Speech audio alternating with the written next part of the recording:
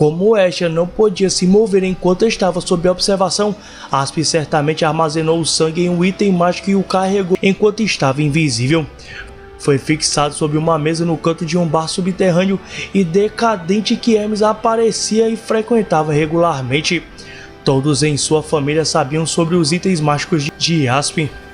Se ela entrasse invisivelmente na casa onde a lenha estava sendo armazenada, era muito provável que ela fosse notada, e se essa ação fosse revelada a Freya pelos membros da família encantados, seria o fim das coisas. Então Hermes deu os retoques finais sozinho. Recuperando o icor de Escher, ele derramou uma única gota em cada tora que havia sido traga para a guilda. Mesmo que eu sentisse que algo estava errado, eu não sabia nada sobre a situação, e como eu poderia começar a suspeitar que seguir uma nota escrita por um mero mortal como Asp de alguma forma levaria à destruição da caixa de areia, não havia razão para má interpretação ou reinicialização para disparar.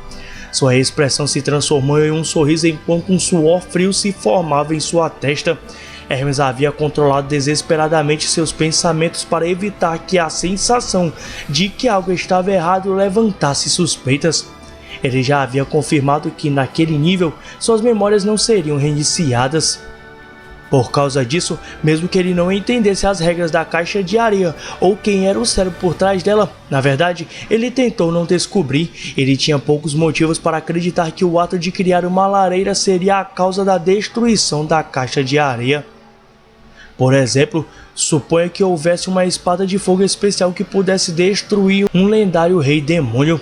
Mas para qualquer um que não conhecesse a fraqueza do Lorde Demônio, ou que tal fraqueza existisse, se alguém lhes dissesse para fazer uma espada de fogo, eles apenas inclinariam a cabeça e se perguntariam por quê.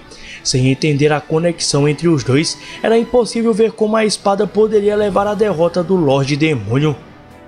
Hermes não havia investigado os distúrbios que sentia e apenas seguira silenciosamente o plano que recebera de fora.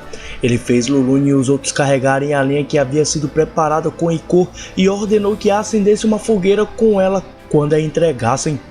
Tudo como Asp havia escrito em sua carta, a distribuição de lenha havia sido arranjada pela guilda e era uma ocorrência anual.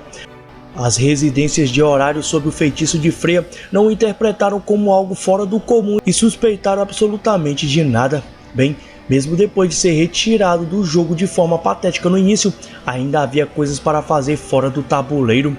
Ele podia ver Lulune, Falgar e todos os outros sentados, sofrendo dos efeitos depois de terminarem de entregar a madeira. Satisfeito, Hermes sorriu. Ele se sentiu mal por forçar seus seguidores a realizar um esquema como aquele sem entender sobre isso, mas mesmo assim, ele continuou lutando fora do tabuleiro. Não teríamos nenhum movimento sobrando se Freya tivesse transformado todos em horário em escravos completos. A voz de Uranus ecoou na câmara subterrânea. Se ela tivesse transformado as pessoas, aventureiros e divindades em fantoches fiéis que apenas ouviam suas ordens, então não havia como impedir sua vitória. Se Hermes fosse apenas mais um servo da Imperatriz, incapaz de pensar por si mesmo, muito menos sentir uma perturbação, então Escher teria sido incapaz de se mover por conta própria e Asp inevitavelmente teria sido pego em um futuro não muito distante. No entanto, Freya não fez isso, ou melhor, ela não poderia fazer isso. O fato de Horário deixar de ser a cidade dos heróis significaria nada menos que a destruição do reino mortal. Se todos os aventureiros, exceto os da família Freya, fossem reduzidos a uma marionete, seria possível completar as 3 grandes missões para matar o Dragão Negro? Era possível limpar a dungeon apenas com escravos que não faziam nada mais do que obedecer ordens? A resposta foi não. Ao transformá-los todos em marionetes e criar uma caixa de areia perfeita, o herói que as divindades desejavam não poderia nascer. Freya também sabia disso. Ela ainda era uma das divindades que amavam o reino mortal e não uma deusa do mal empenhada na destruição. Para evitar a destruição do mundo, ela não poderia distorcê-lo completamente. E a destruição do reino mortal significaria a perda de Belcranel, a quem ela acabara de ganhar. Na verdade, uma vez que ela deseja empurrá-lo para se tornar um herói, ela precisava preservar a natureza da cidade dos heróis, e assim, este resultado, o estado atual distorcido de horário, onde as pessoas ainda podiam viver livremente, embora com certas limitações. E essa distorção foi a única abertura para eles romperem. O que você está dizendo, Uranus? Ao pé do altar, Fels estava confuso, ainda lutando com a força do feitiço. Mesmo o antigo sábio que viveu por 800 anos e alcançou grande sabedoria, era impotente diante do incognoscível desconhecido. Fels ainda era incapaz de compreender o que Uranus estava dizendo ou sua vontade divina. O braço estendido de Fels estava tremendo, como se o corpo do mago estivesse lutando contra as restrições que o prenderam até agora. O que você está planejando fazer? O velho deus respondeu solenemente. O que ocorrer agora é a recriação do templo de uma certa deusa dos céus. Ela aumentará seu poder divino para envolver todo o horário e expurgar toda a maldade. Seu nome é Estia e seu domínio é a sagrada chama eterna da proteção. A deusa do altar onde o fogo é consagrado. O velho deus lentamente abriu os olhos. Horário será transformado em uma lareira, em um altar para ela. O silêncio que ele havia prometido a Freya estava chegando ao fim. Os olhos do deus que evocavam céus azuis foram revelados e seus lábios se curvaram. Cansei de entreter seu acesso de raiva, Freya. O mago vestido de preto, incapaz de entender o que estava acontecendo, incapaz de agir, ficou atordoado, mas olhando fixamente para o deus, o mago murmurou com 800 anos de emoção. É a primeira vez que te vejo sorrir, Uranus. Em outra parte, tão lindo, o céu, aproximadamente 3 quilos acima, longe do chão, Estia estava sendo fustigada pelos ventos. Por favor, não faça movimentos bruscos, deusa Estia. Eu só voei tão alto um punhado de vezes eu mesma. Mesmo que você diga isso, não posso evitar se estou com frio. Asp, é quase inverno. Esta é a época do ano em que todos começam a abrir os fogões. Veja, meus dentes estão batendo. Então por que você só usou essa roupa de costume? Sabe? Não que isso realmente importe. É uma combinação muito rara para nós dois trabalharmos juntos. Você está certa, isso realmente não importa nada. Asp estava segurando Estia enquanto elas desciam enquanto brigavam. Havia 2 razões pelas quais elas estavam tão altas no céu, onde podiam ver nuvens de perto e pessoalmente. A primeira foi muita cautela. Estia havia desaparecido em algum momento e a família Freya provavelmente estava em alvoroço com isso. Mesmo que eles falhassem em discernir que Estia havia subido aos céus, a visão dos aventureiros de primeiro nível era uma ameaça iminente. O efeito da cabeça de Hades era apenas tornar o usuário e seu equipamento invisível.